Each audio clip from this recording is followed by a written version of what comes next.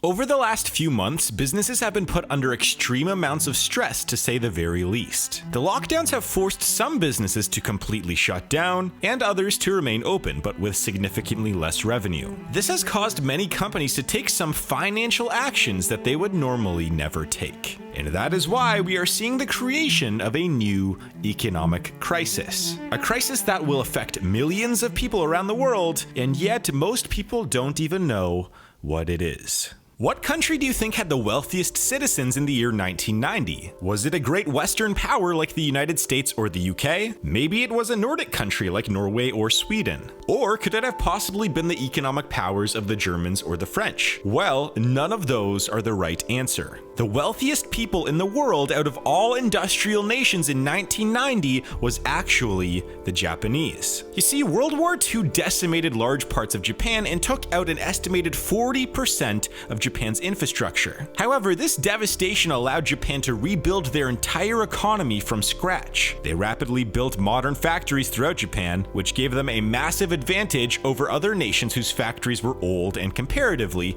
outdated. The country at this time also began to go through an era that was called the gifts from heaven. This was an era in Japan where within the span of 3 years, all of the following things occurred. So Japan became a democracy, workers got labor rights, women got the right to vote, farmers were allowed to own their own land, general society liberalized, and expansion of private businesses were now allowed. All of these reforms, combined with other factors like extremely high productivity, led Japan to becoming an economic superpower where during parts of the 1980s, they had the second largest economy in the world behind the United States. And they had the highest GNP per capita out of all major industrial nations in the world. In fact, Japan in the 1980s was viewed as kind of how China is viewed today in relation to its global economic prowess. But then, a major economic crisis would tear the economy of the country apart. You see, in the 1980s, Japan made some financial reforms that seemed good at the time, but would end up creating the first modern financial crisis in the country's history. For example, in 1985, the Plaza Accord doubled the exchange rate value of the US dollar versus the yen. Japan also imposed strict tariffs that encouraged people to save money versus spend money. And lastly, there was excessive loan growth quotas created by the Bank of Japan. All of these factors led to a speculative asset bubble in Japan's economy. In fact, from 1985 to 1989, the Nikkei 225, which is the major Japanese stock market index, saw a 218% gain over that 4-year period. That was arguably the biggest bubble for a major economy in the history of the world. And of course, in 1990, that bubble began to burst and the stock market crashed.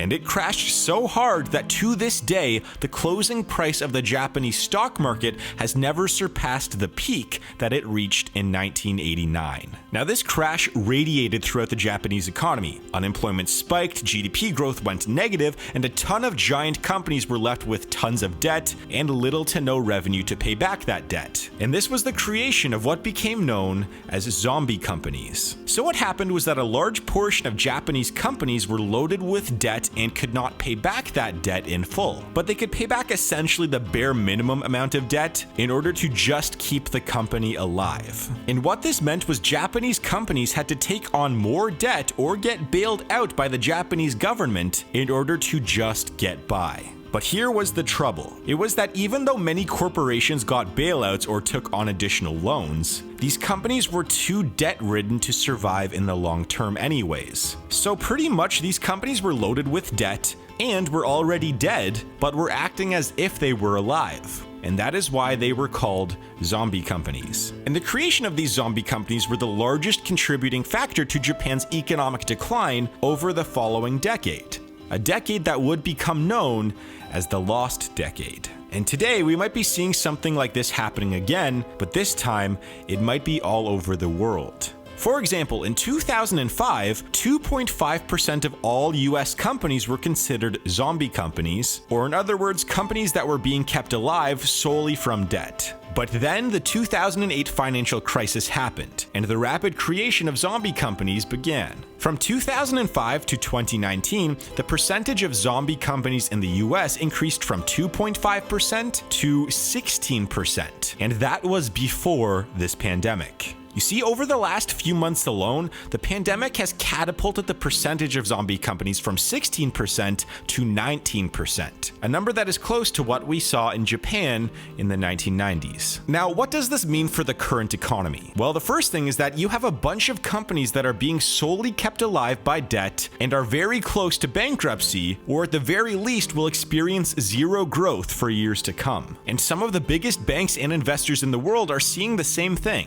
For example, Deutsche Bank Securities chief economist Thorsten Slock recently said, "In short, one side effect of central banks keeping rates low for a long time is that it keeps more unproductive firms alive, which ultimately lowers the long-run growth rate of the economy." And so far, this pandemic in the United States alone has caused US corporations to take out over $1 trillion worth of debt over the last few months, which is a rate about 9 times higher than normal. And the longer this economic downturn persists, the worse the following years of economic recovery will be. In fact, chief economist Vincent Reinhart said, "Allowing zombie companies to linger might be why long-term growth suffers as a consequence of a severe financial crisis and recession." So, which companies today are becoming the undead? Well, the ones being hit the hardest and compiling the most debt are airlines, hotels, car rentals, retail, and restaurants. Now, these sectors compose a giant chunk of the economy and might be in serious trouble going into the future. And now this brings up an interesting economic dilemma. You see, the government and banks could very well say to some of these companies that they won't loan them any more money. Now, theoretically, this would cause a much sharper downturn in the economy as many companies go bankrupt and many people lose their jobs. But this would also theoretically allow for new competitors to be created without the debt burden, which would see better long-term economic growth. So the choice is either to let the zombie companies fail and go through a sharp economic decline and rapid recovery, or you could let the zombie companies keep compiling debt, which would mean a lesser economic decline, but much worse economic growth in the future. And virtually every government and bank around the world has gone with the latter option of keeping the zombie companies alive, similar to what Japan did in the 1990s. Now, I am not saying that we are going to go through a lost decade like what Japan went through, but it is very likely that the economic growth for years to come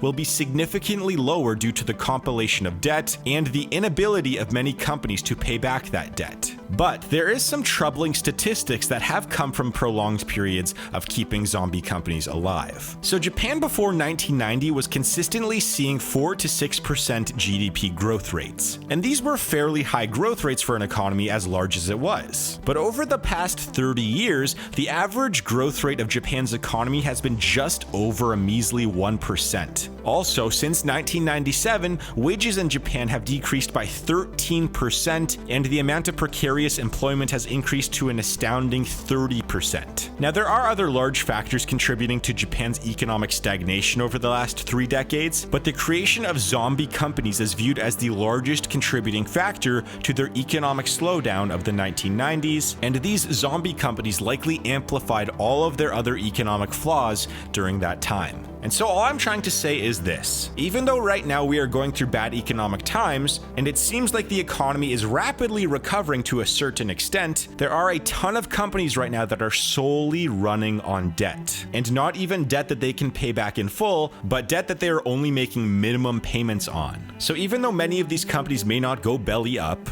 they will likely experience a ton of growth problems going into the future, which will likely radiate throughout the global economy. So what do you think of these zombie companies and the policies surrounding them? Do you think that this will lead to an economic decline? And should governments continue to bail out companies that are already in a ton of debt? Let me know in the comments down below what you guys think. Also, make sure to check out my documentaries playlist, as I have a ton of other videos like this on there. And please hit that like and subscribe button, that would mean the world to me. And anyways, make sure to click on my next video or playlist, and I will see you guys there in the next video in just a few seconds.